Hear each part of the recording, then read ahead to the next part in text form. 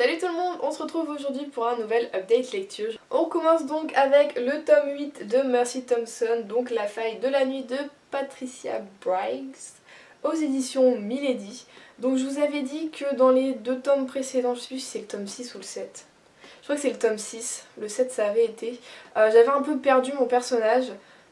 L'écriture aussi, je sais pas, il y avait un truc qui s'était passé et ça m'avait un peu saoulée.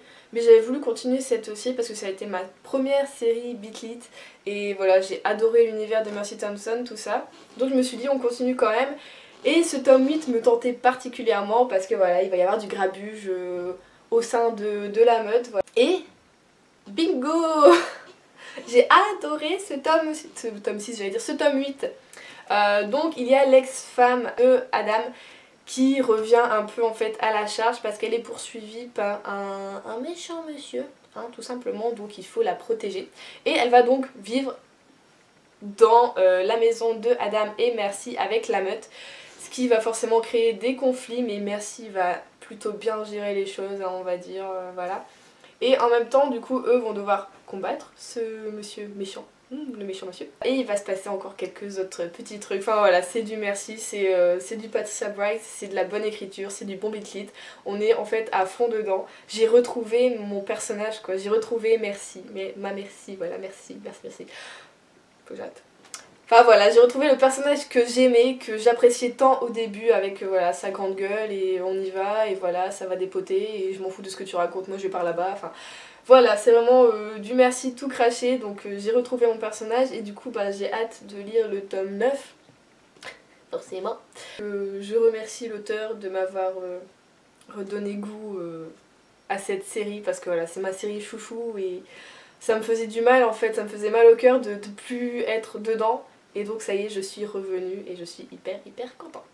Après ça, pour se calmer un peu, j'ai lu Le bonheur au pied du sapin, donc de Holly Jacobs, aux éditions Harlequin.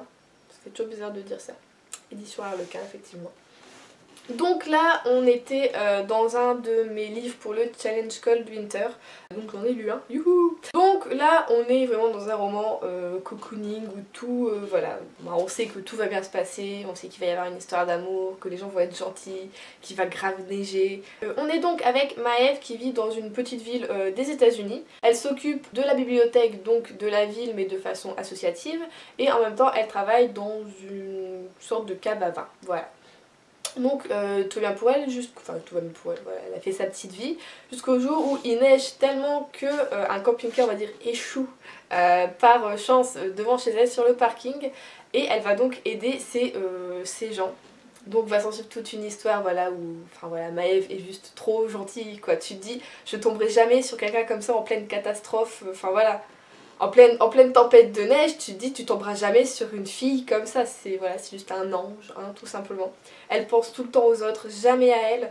Enfin voilà, c'est juste trop dingue pour être vrai, bizarre. C'est trop gentil pour être vrai. C'est nul de dire ça parce que on devrait tous être un peu comme ça, un peu gentils et puis voilà, être ton prochain. Mais on devrait pas dire ça en fait, dire que c'est bizarre d'être gentil comme ça, d'être gentil à ce point, mais dans notre monde actuel, bah ouais, si au final...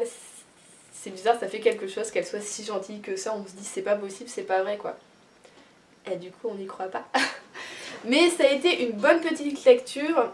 L'écriture, je pensais que ça allait beaucoup me plaire, un peu comme Nora Roberts, mais on n'est pas sur la même écriture. Du coup j'ai été un peu moins dedans.